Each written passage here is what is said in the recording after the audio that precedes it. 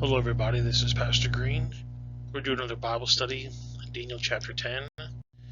If you'd like me to come speak at your church, or if you have any questions, you can email me at godsohman@gmail.com. Also, I've been getting a lot of people from the Philippines and India. Check out my videos. If you guys want to comment below your questions or your comments, I'll go ahead and translate it into English and I'll be able to figure out what you're saying.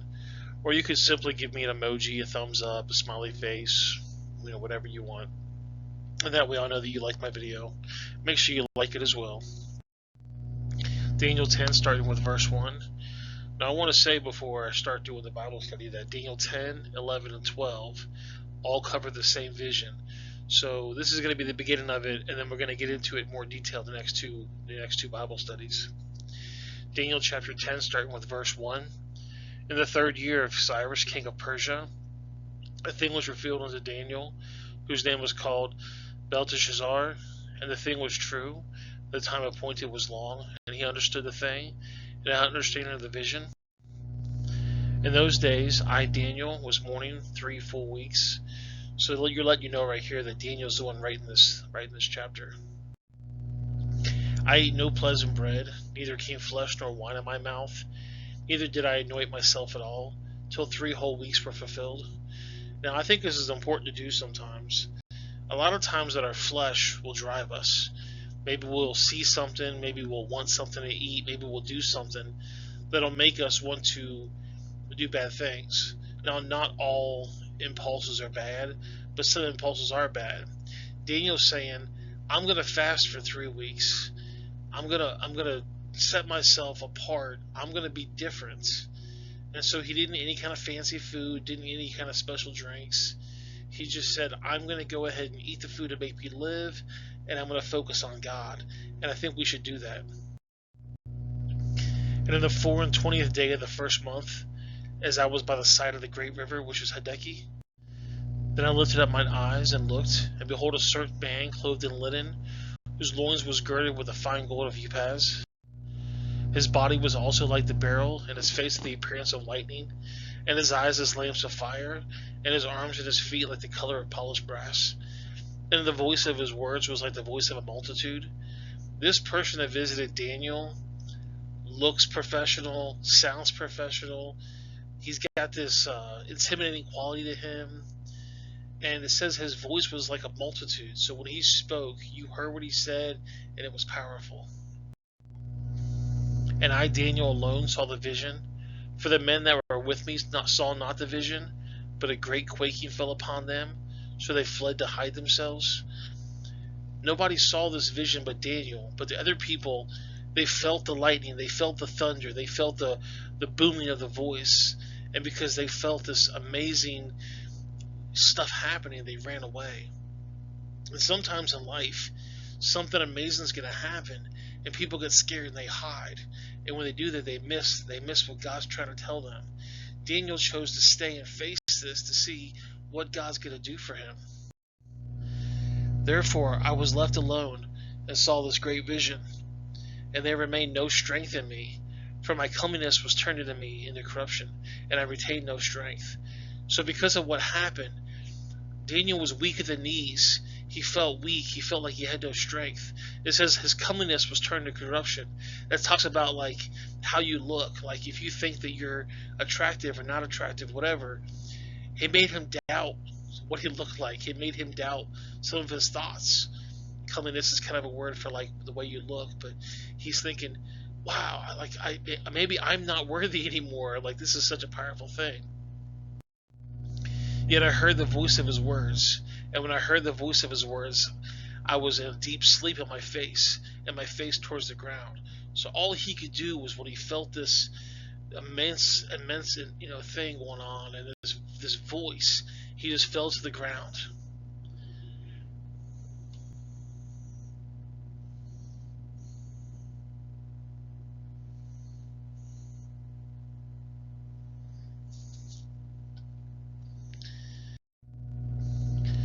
And behold, a hand touched me, which set me upon my knees and upon the palms of my hands.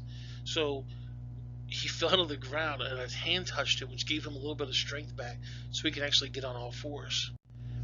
And he said unto me, O Daniel, a man greatly beloved, understand the words that speak unto thee, and stand upright. For unto thee I am now sent. And when I have spoken these words unto me, I stood trembling.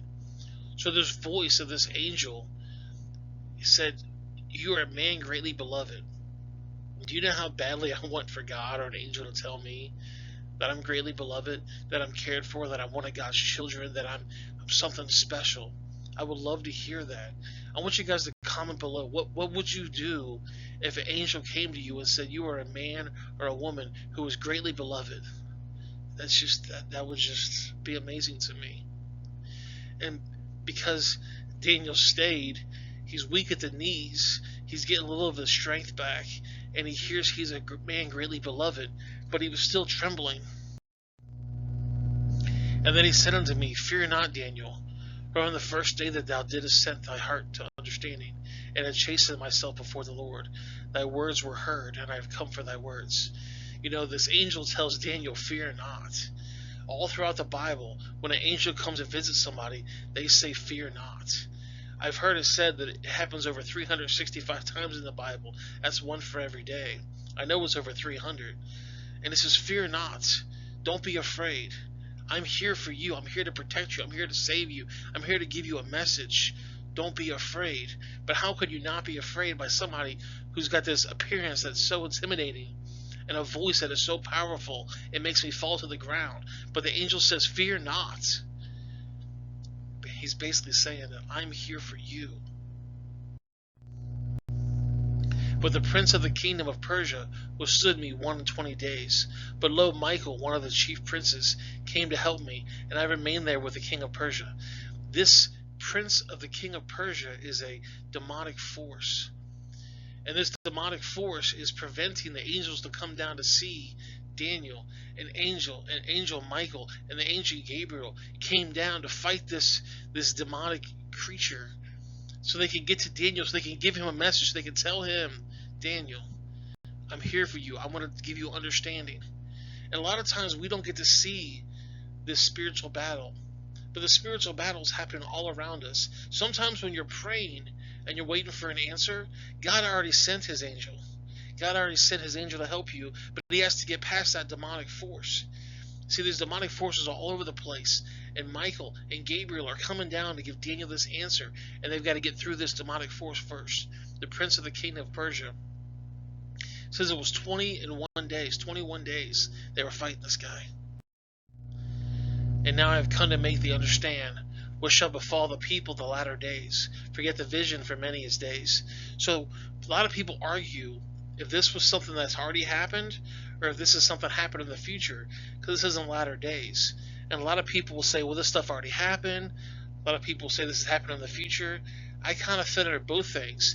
I think this is something that's already happened, but yet also something coming very soon. And when he had spoken such words unto me, I set my face toward the ground, and I became dumb. He wasn't able to speak because of what was going on. He was trembling. He was scared. He felt this intimidation of this power, and he couldn't even speak. And behold, one like the similitude of the sons of man touched my lips. And then I opened my mouth, and I spoke, and I said unto him that stood before me, O my Lord, but the vision of my sorrows are turned upon me, and I have regained no strength. You know, when God touches you, you gain strength. It says he touched his lips, and he was able to open his mouth, and he was able to speak. Well, before he said he was dumb. He wasn't able to speak, but then this person touched his lips, and he got some strength back. He was able to speak. For how could the servants of my Lord talk with this my Lord? For as for me, straightway there remained no strength in me, neither there be breath left in me. And then there came again and touched me one of the appearance like a man, and he strengthened me. So Jesus came down and touched him, and gave him his strength back. And he said, O man, and greatly beloved, fear not, peace be unto thee, be strong, yea, be strong. And when he had spoken unto me, I was strengthened. And I said, let my Lord speak, for thou hast strengthened me. So he's trembling, and he's scared, and he's fearful, and he falls to the ground, and he gets touched, and he gets his strength back. And the first thing he says is, I want you to speak to me, for you have given me strength. I want to hear the message that you have for me. Then he said, Knowest thou wherefore I come unto thee? And now I will return to fight with the prince of Persia. And when I am gone forth, lo, the prince of Grecia shall come. So he's fighting this prince of Persia, and soon there's going to be another one from Greece that's coming. He's going to fight him as well. But I will show thee that which is noted in the scriptures of truth, and there is none that holdeth with me in these things, but Michael your prince.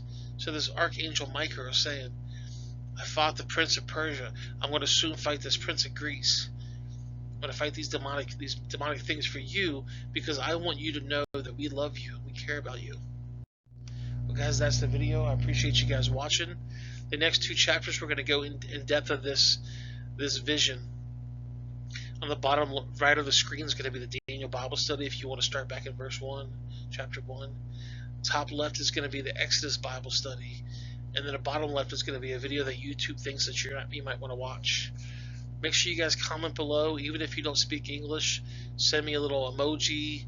Tell me what you want in your language. I'll translate it. I'll figure it out. And I appreciate you guys, and I'll see you guys in the next video. Have a great day.